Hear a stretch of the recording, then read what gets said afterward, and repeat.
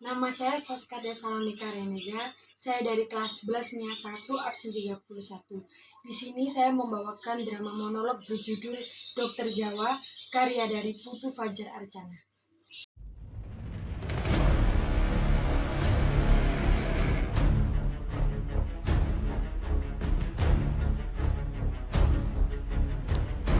Aku tak setuju pergi ke dokter Jawa itu.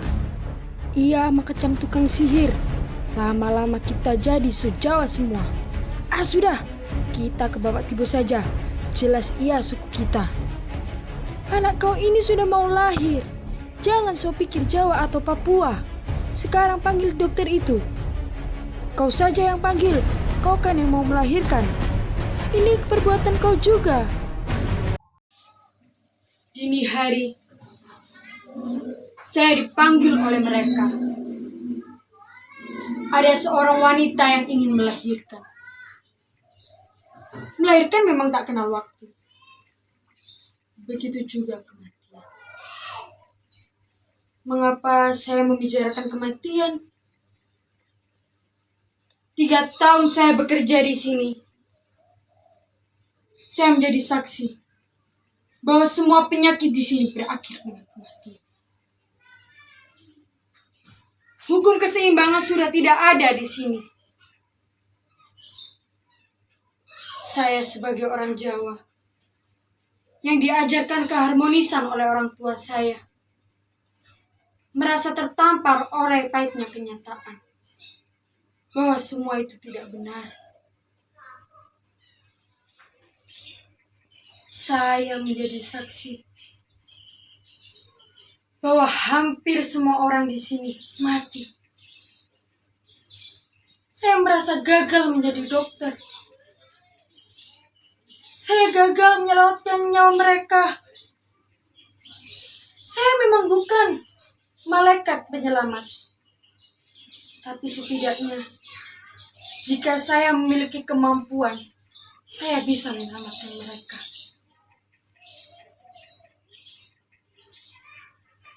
Saya merasa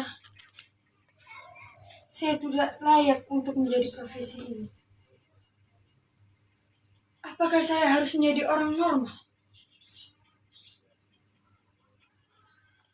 Bapak, silakan masuk Bapak. Bapak mau tunggu di luar ya, biar ibunya saya periksa. Ibu, silakan berbaring. Ini adalah puskesmas satu-satunya di desa ini. Saya memang bukan malaikat penyelamat, tapi setidaknya bayi di kandungan ini harus bisa selamat dan besar di desa ini. Ibu, saya periksa ya, Bu. Wah, bergerak, Bu. Bapak, ada apa ini, Pak? Jangan dibawa pergi, Pak, ibunya. Kalian tahu, sudah semingguan ini ada 61 anak mati di desa ini. Ada yang menyatakan bahwa kematian ini disebabkan oleh kekurangan gizi. Kekurangan gizi ini dinyatakan bahwa kekurangan gizi paling terparah sepanjang sejarah modern. Dulu, desa ini pernah mengalami krisis beras. Kami tidak punya beras sedikit pun. Kemudian kami mencarinya di kabupaten. Kami mencari beras tersebut menggunakan perahu. Kalian tahu berapa lama kami harus mencari beras? 2 hari 2 malam. Kalian tahu apa yang terjadi? Perahu tersebut mengalami kecelakaan. Perahu tersebut menabrak kayu. Orang-orang yang di dalamnya mati dimakan buaya. Dan beras yang dibawanya hanyut dalam sungai. Bapak, ada apa ini? Ada yang sakit? Bapak Tibo, ada apa? Saya pastikan Bapak Tibo selaku kepala suku berbicara paling keras. Kami ini orang primitif. Janganlah kau permainkan kami. Kami ingin makan beras seperti orang di Jawa. Tidak hanya itu, tidak hanya lapar. Kami juga ingin menjadi manusia modern. Bapak, mungkin ini ada kesalahpahaman. Manusia modern tidak hanya makan beras. Kita lihat saja di Belanda. Di Belanda, mereka memakan roti dan gandum. Kenapa? Karena di sana tumbuh gandum. Kita ini di Papua yang tumbuh sagu. Jadi kita harus makan sagu. Kemudian ada seorang lelaki yang menyelet perbincangan saya dengan Pak Tibo. Lelaki tersebut adalah lelaki yang sama yang pernah datang di puskesmas ini bersama temannya dengan luka tembak yang ada di dada. Untung saja luka tersebut tidak terlalu dalam dan temannya bisa terselamatkan. Namun sebelum itu, ia mengancam saya. Dokter, kenapa teman saya belum bangun? Kenapa ia belum sadar? Jika teman saya mati, saya akan juga membawa dokter kali ini. Bapak, jika Bapak mengancam saya seperti ini, saya tidak dapat bekerja dengan baik. Teman Bapak belum sadar karena ada bius yang ada dalam tubuhnya. Beberapa menit, teman Bapak akan sadar.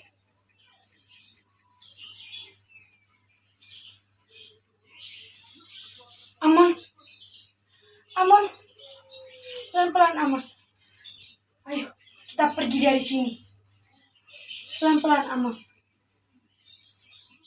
Laki-laki itu berkata, Pak Tibo, apakah dokter ini menyuruh kita untuk makan sagu dan mengolah sagu lagi?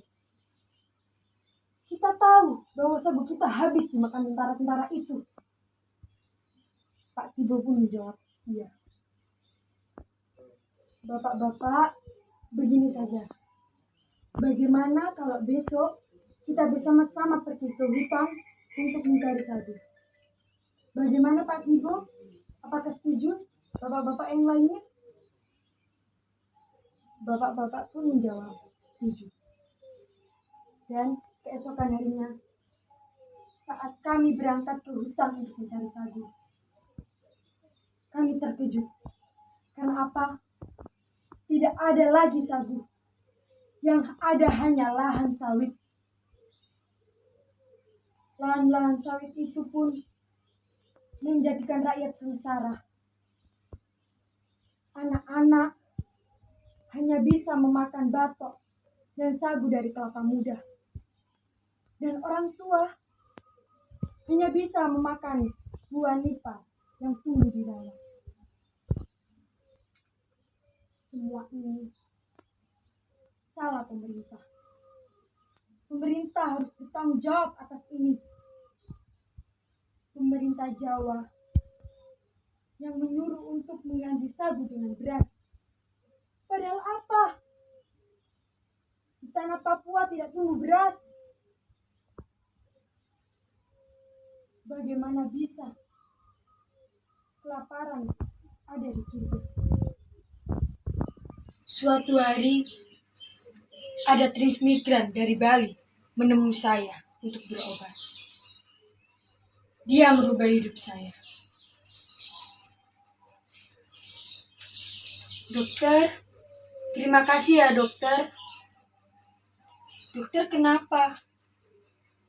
Tenang saja dokter, tidak usah khawatir. Kehidupan memang harus menanam. Kita tidak hanya untuk menerima hasil saja. Perkataan sederhana itu pun membuat saya berpikir bahwa semua ini tanggung jawab saya. Kebersamaan di sini lebih penting daripada segalanya. Saya memang tidak sepikir dan sejalan dengan Pak Tibo. Kami sering berbeda pendapat. Tetapi suatu hari Pak Tibo menemui saya. Permisi dokter, kami bersyukur karena masih memiliki dokter di sini. Ini dokter, ada Hipere untuk dokter. Hipere ini kalau di Jawa seperti ubi.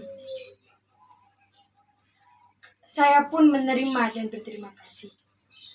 Tidak hanya itu, Pak Tibo mengundang saya untuk datang di acara bakar batu. Saat saya mendatangi acara tersebut, Pak Tibo menyapa hangat saya. Dokter, terima kasih dokter sudah hadir di acara kami. Silakan dokter masuk, silakan. Tenang saja dokter, kami tidak membakar babi karena kami tahu bahwa dokter adalah seorang muslim. Kami menghormati itu. Dokter silakan masuk, saya perkenalkan dengan seseorang yang menyelamatkan kita dari kelaparan. Salam kenal dokter. Ini semua adalah hasil panen yang tumbuh dari tanah Papua. Ini semua untuk rakyat Indonesia. Terima kasih Bapak sudah menyelamatkan kami dari kelaparan. Dokter, saya punya sesuatu untuk dokter. Disimpan ya dokter. Wah, terima kasih Pak Tibo. Saya akan terus menjaganya. Lihat ibu berdiri. Ibu, kenapa Bu kesakitan? Silakan tidur Bu, saya periksa. Adik, kenapa? Mau ambil obat? Silakan. Bapak, mau konsultasi? Silakan Pak. Tenang, puskesmas ini menerima siapa saja. Siapapun bisa dilayani di sini. Dan ingat satu hal, jangan pernah takut dengan dokter Jawa. Kita semua sama.